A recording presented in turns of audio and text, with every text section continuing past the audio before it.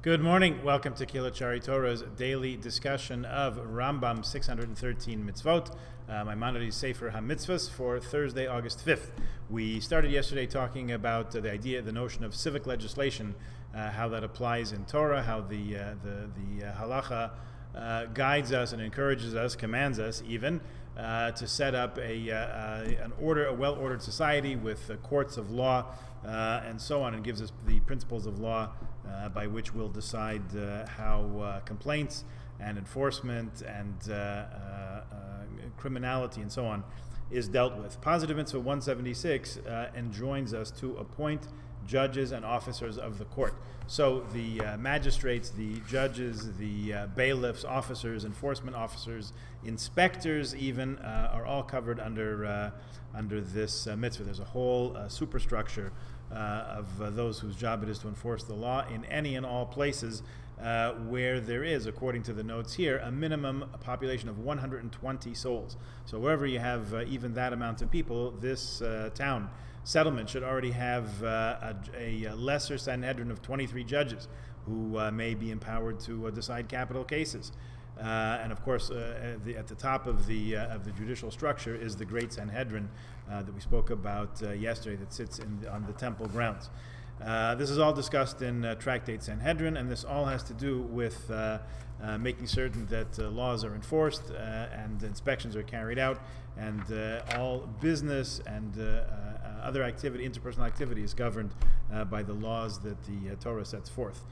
In keeping with that, positive mitzvah number 177 is the mitzvah for judges to treat litigants equally before the law.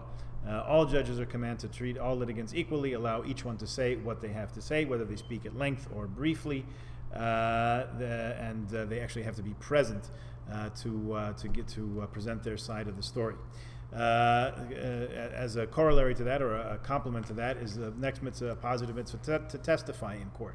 Whatever evidence we have, we're obliged by Torah law to present that evidence, to have it come to bear on the outcome of the case at hand. This is the general principle. If the testimony which a person may suppress concerns money, or if the person suppresses it under oath, they are liable to bring a sacrifice for this transgression, and so on. Again, we're speaking from Tractate Sanhedrin, and also Tractate Shavuot, which talks about administering oaths in court to ensure that those testifying do so properly and appropriately.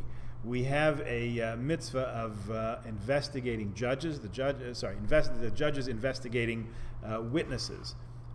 We are commanded to inquire into the testimony of witnesses and examine them carefully before rendering a decision or inflicting punishment. The judges have a very elaborate system by which they examine those who are giving testimony to ensure, to the best of their ability. Of course, we are, at the end of the day, human, and we determine the truth as best human minds can do it, to ensure that the testimony is true and appropriate.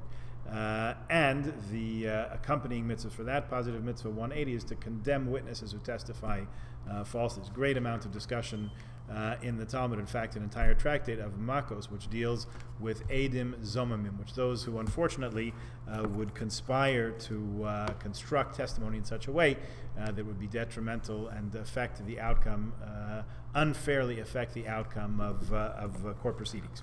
So we do have that mitzvah also. Okay, we will pause here and continue with our discussion tomorrow. So please join us then. In the meantime, have a good day.